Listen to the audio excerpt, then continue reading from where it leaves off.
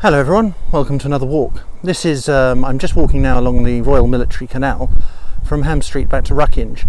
It's the second part of the walk that I took, that I've been taking, a sort of circular walk. First half I found the end of the Greensand Way, and this one really is just taking me back to where I'm staying in Ruckinge.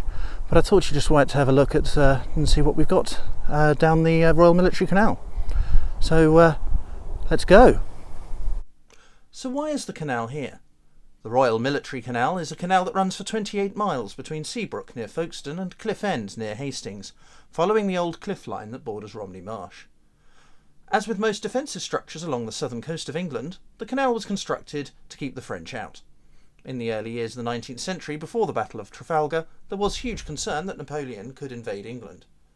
The canal was conceived by Lieutenant Colonel John Brown of the Royal Staff Corps of Field Engineers in 1804, to ensure that the French could not use Romney Marsh as a bridgehead. It had been assumed that the marsh could be flooded in the event of an invasion, but Brown had argued this would take 10 days to implement and would cause massive disruption in the event of a false alarm. John Rennie, who is famous for a number of canals, including the Kennet and Avon, was appointed consultant engineer, and the Prime Minister at the time, Pitt the Younger, personally persuaded the local landowners to agree to the new canal, and work started in late 1804. However, work was slow, and by May 1805 only 6 miles of the canal had been completed. The Prime Minister once again intervened and the contractors and Rennie were dismissed. The work was resumed with Lieutenant Colonel Brown in command. Civilian navvies dug the canal itself while soldiers built the ramparts. The canal was completed by 1809 at a cost of £234,000, which is about £20 million today. However, by the time it opened, it was already obsolete as the threat of invasion had passed. It was then a quiet backwater until the Second World War, when once again it was fortified in order to try and stop the Germans as a last line of defence. Now, quite often the canal does a little zigzag, just as you can see here. That must be for defensive purposes, I think. If I find out why it's actually done like that, so I've seen there's quite a lot of them on the map, then I will let you know. Voiceover Matt here. Yes.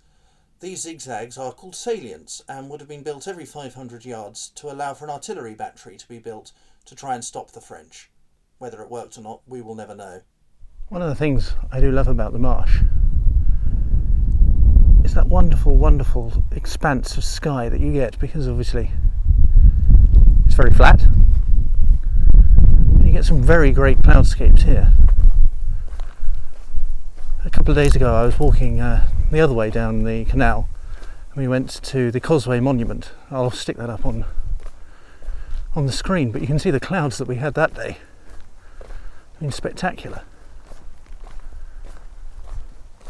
I just caught a glimpse of Ruckinge Church just a little bit further behind these trees again now, but you can certainly see the canal is a very clear delineation between the marshland, which is completely flat, and if I just pan over here,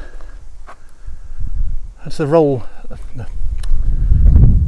to the low hills of Kent, formerly the Saxon Shore, because Romney Marsh used to be underwater, used to be part of the sea. This was really, I would have been walking along the seaside here. And through time, due to man-made and not man-made actions, including a massive storm in the 13th century, which stopped New Romney from being a port and left it a couple of miles inland, it all became drained and arable land. And, well, largely arable land and a lot of sheep farming. It's very famous for its sheep. Being the geographer I am, I thought I'd talk about how the marsh was formed. In Roman and Saxon times it was largely marshland. The 13th century saw the construction of the Ree-wall from Appledore to Romney, which allowed the northern part to be drained and the River Rother flowed just to the south. A number of storms, including a particularly fierce one in 1287, diverted the Rother to a new estuary near Rye, leaving the rest of the marsh drained and New Romney a mile from the sea. Now, I don't know if anyone can tell me, I've seen quite a lot of this here. Sort of crop that almost looks burnt out. If anyone can let me know what it actually is or was. I'm sure it's not actually burnt. but it does give that very strange appearance. We're approaching Ruckinge now, by this field of maize or sweet corn. It's actually very hot and it's actually quite late afternoon now. Anyway, thanks for watching.